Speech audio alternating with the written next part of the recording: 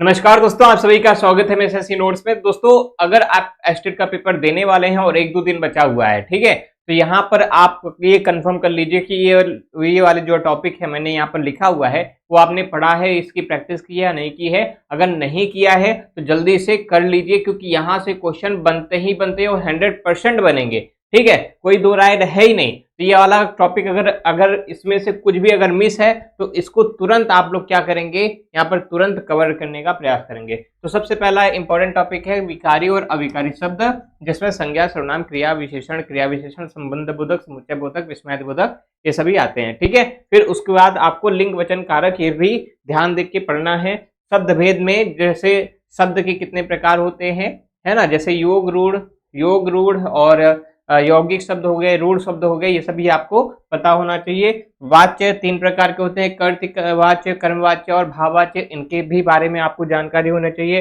पदबंध के बारे में कितने होते हैं, 5 होते हैं, इनके बारे में आपको जानकारी होनी चाहिए और सारे पदबंध के बारे में आपको पता होना चाहिए, एग्जाम्पल्स के पते होना चाहिए। ठीक है, अब शब्द शक्ति के बारे में अगर बात करते हैं तो शब्द शक्ति का में जो अभिधा है ना, लक्षणा है, व्यंजना है, इसको आपको बहुत मतलब ध्यान पूर्वक इसको पढ़ना है।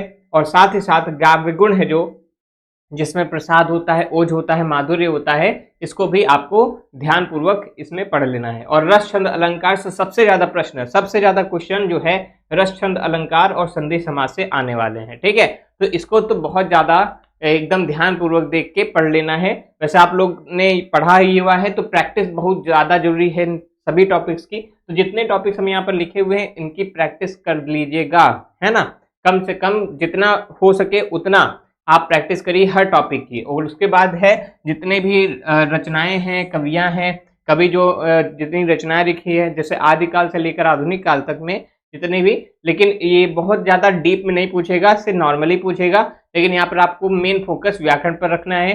ठीक है, अब इतनी चीजें हो जाएंगी तो उसके बाद वाक्य के भेद आते हैं, है ना। इसके बाद क्या आता है, वाक्य का भेद आता है, जिसमें रचना के आधार पर वाक्य भेद और क्या कहते हैं, अर्थ के आधार पर वाक्य भेद भी आपको पढ़ लेना है। यहां से भी क्वेश्चन बन जाएंगे।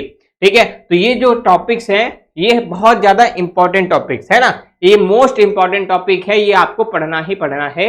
और बाकी तो पढ़ना है ना, आपने पढ़ा होगा, लेकिन ये बात ये हमने इस वजह से लिखा है कि आप ये नोट कर लीजिएगा कि ये वाला टॉपिक आपने पढ़ा है या नहीं पढ़ा है। अगर नहीं पढ़ा है तो जल्दी से पढ़ लीजिए। ठीक है, हमारे इस वीडियो का मकसद यही था कि आपको सबसे पहले ये ऐसे टॉपिक बता दें जहां से क्वेश्चन आएंगे ही आएंगे, 100% आएंगे, है ना।